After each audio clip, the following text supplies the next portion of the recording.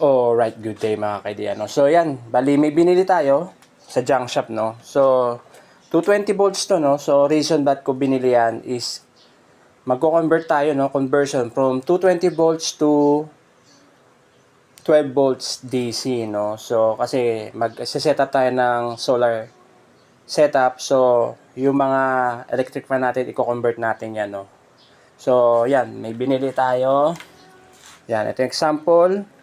12 volts to 28 volts na brushless bearing type na rin to. So 12 volts to.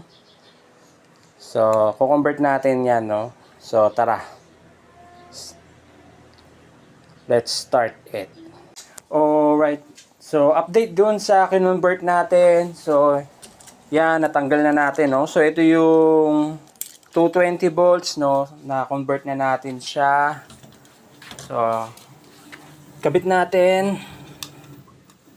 Yan, no? So may power supply tayo.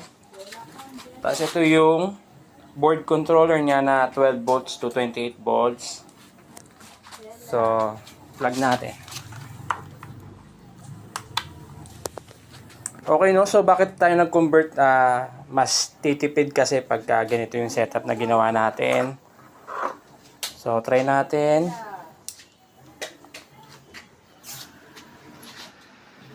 So malakas din siya, no?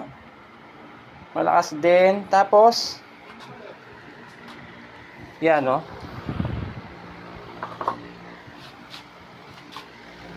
Yan, may swing na rin siya. Kaso ito yung pinaka-astig sa ginawa natin setup. Di ba yan yung supply niya? Pag tinanggal natin yan, tumatakbo pa rin. Amazing. Yan, no? Wireless fan. Alright.